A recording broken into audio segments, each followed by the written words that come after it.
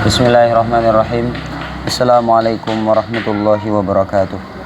Bismillahirrahmanirrahim. Alhamdulillahirabbil alamin. Alhamdulillahilladzi nazzala al-kitaba tibyanan likulli syai'in wa hudan wa rahmatan wa busyra lil muslimin. Wassalatu wassalamu ala nabiyil amin al-mab'usi bis sunnati thahirah wa ala alihi wa ashabihi aulal manaqibil fakhirah fid dini wad dunya wal akhirah. Rabbi shrah li sadri wa yassir li amri wahlul 'uqdatam min lisani yafqahu qawli. Subhanaka la ilma lana illa ma 'allamtana innaka antal alimul hakim. Bismillah, alhamdulillah. Segala puji bagi Allah Subhanahu wa taala, Sang Maha Pencipta. Dan salawat serta salam kami junjungkan pada baginda kita Nabi Muhammad sallallahu alaihi wasallam, keluarga serta sahabat-sahabat dan semua pengikut jejak tuntunannya hingga hari kiamat. Amma ba'du. Imam Syafi'i adalah salah satu pembaharu agama abad pertama Hijriyah yang mazhabnya, pemikirannya diikuti oleh mayoritas umat Islam Indonesia. Kesuksesan beliau dalam meraih segala bidang ilmu, terlebih dalam bidang fikih, yang pasti setelah melalui perjuangan panjang, beliau rela merantau ke beberapa negara untuk berguru pada guru-guru yang ingin beliau kuasai ilmunya.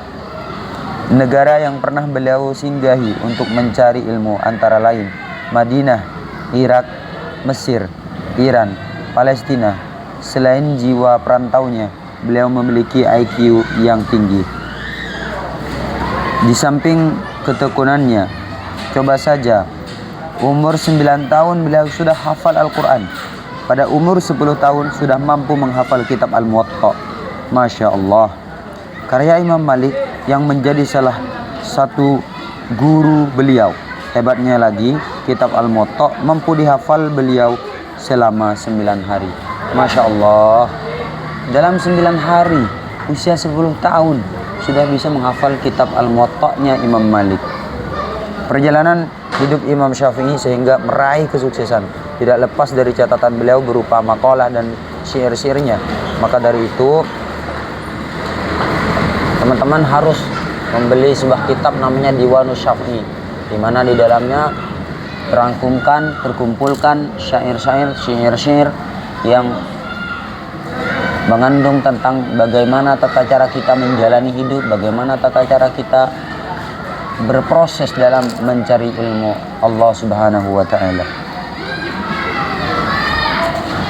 Langsung masuk pada poin yang pertama tentang silsilah Imam Syafi'i. Imam Syafi'i putra dari kedua orang tua bernama Idris dan Fatimah. Jadi ayahnya itu bernama Idris dan ibundanya bernama Fatimah, yang merupakan keturunan yang orang Quraisy bermarga Bani Muttalib. Dengan demikian Imam Syafi'i keturunan baginda kita Nabi Muhammad sallallahu alaihi wasallam.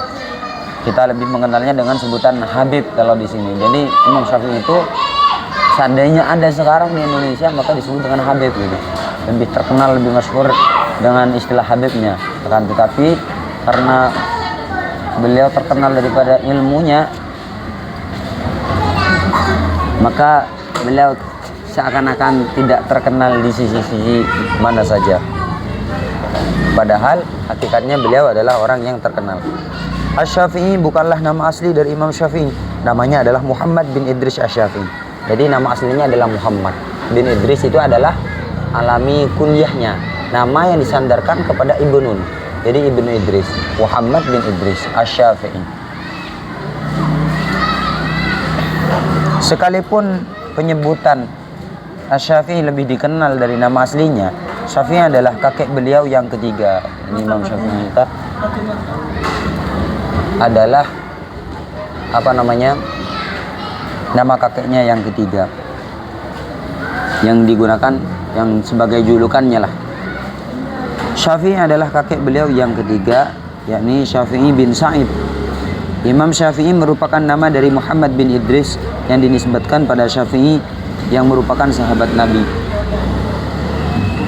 Berikut ini silsilah Imam Syafi'i, meski tidak tertulis, akan tetapi mungkin audionya bisa didengar sambil pakai headset gitu. Abu Abdullah Muhammad bin Idris bin Abbas bin Uthman bin Syafi'i bin Sa'ib bin Abdullah bin Abdi bin Yazid bin Abdi Yazid bin Hashim bin Muttalib bin Abdi Manaf bin Qusay.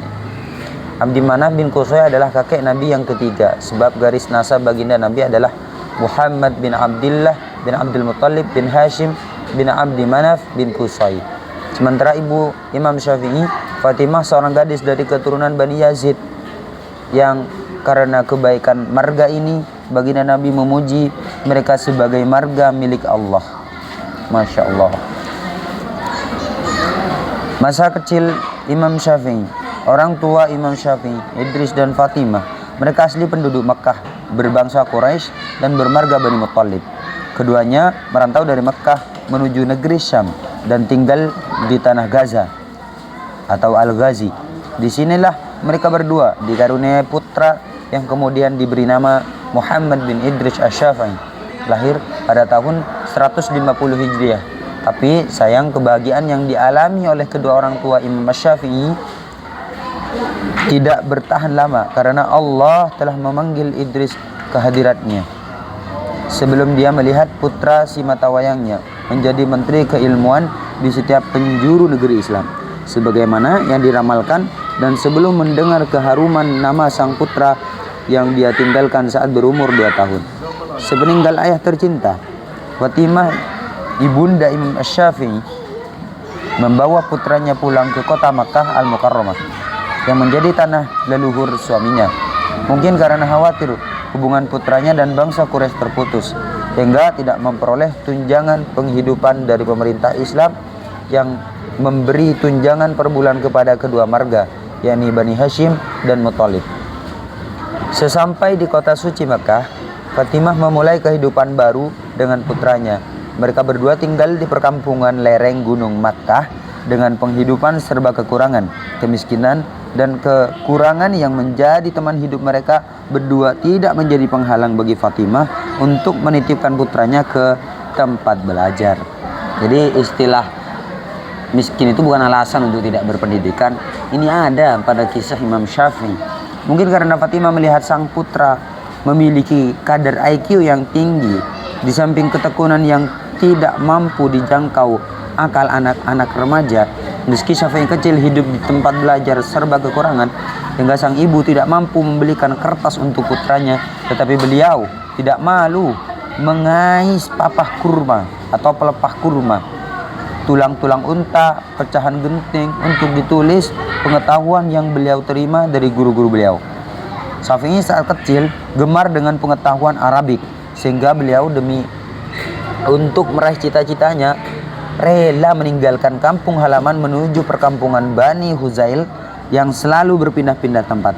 Di sana Syafi'i mendalami lughat Bani Huzail yang masih murni, serta menghafal ribuan syair-syair mereka dan nasab-nasab orang Arab. Hingga sekembalinya dari perkampungan Bani Huzail, Imam Syafi'i sangat ahli di bidang keilmuan Arab. Sungguh semangat belajar yang jarang terlihat pada jiwa anak-anak muslim di abad ke-15 Hijriah. Syafi'i kecil sangat mencintai ilmu leluhurnya, sehingga terjadi sebuah peristiwa yang sangat menggugah semangat beliau untuk mendalami ilmu fikih, sebagaimana yang beliau ceritakan, waktu aku menikmati suasana pemandangan Bukit Mina dengan menendangkan lantunan-lantunan syair-syair, aku bermain sendirian di sana. Saat itulah aku mendengar suara dari belakangku, "Perdalam ilmu fikihmu." Lalu aku menoleh ke belakang, ternyata tidak ada orang. Aku pun takut dan lari menuju kota Mekah. Di perbatasan aku bertemu mufti Mekah, Muslim bin Khalid Zinji. "Hai nak, kamu dari mana?" sapa beliau padaku. "Dari mempelajari bahasa Arab dan syair-syair mereka," jawabku. "Kamu tinggal di mana?" "Di kampung lereng gunung." "Kamu termasuk kabilah mana?" "Aku dari Bani Abdul Manaf." "Bagus, bagus. Sungguh Allah akan memuliakan dirimu di dunia dan akhirat.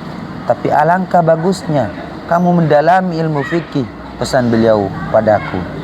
Peristiwa inilah yang mendorong semangat Imam Syafi'i yang saat itu berusia 10 tahun untuk mendalami ilmu fikih.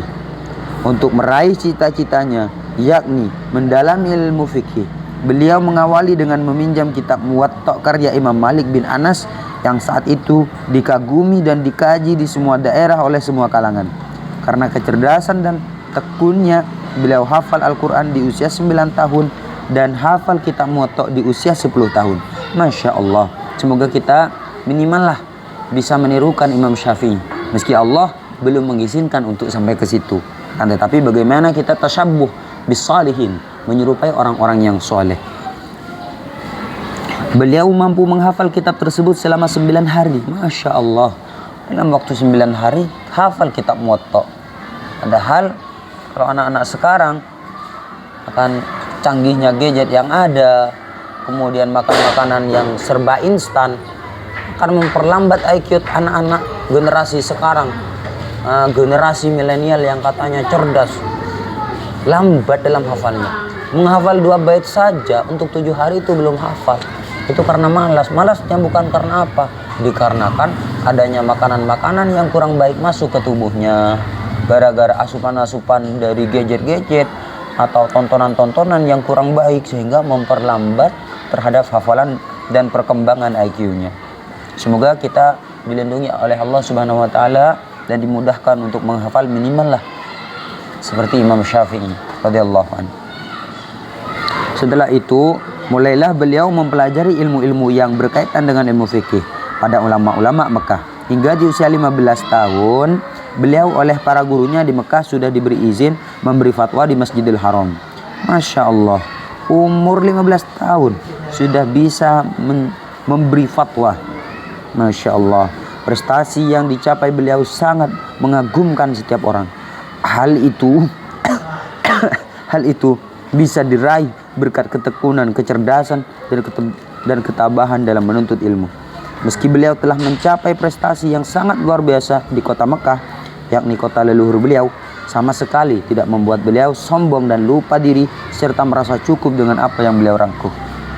Beliau tidak merasa puas dengan ilmu yang sudah diperoleh. Bahkan keilmuan beliau mendobrak semangat beliau untuk menggapai cita-cita yang lebih tinggi.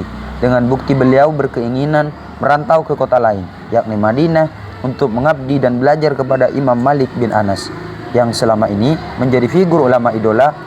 Agar bisa belajar dan menghadap Imam Malik bin Anas di Madinah, Imam Syafi'i yang saat itu berumur 17 tahun, beliau menghadap gubernur Mekah mengajukan proposal sumbangan biaya transportasi berangkat ke kota Madinah dan minta surat rekomendasi gubernur Makkah untuk gubernur Madinah agar sudi mengantar dan memasrahkan beliau kepada Imam Malik yang saat itu dikenal disiplin dan teguh memegang aturan agama Islam.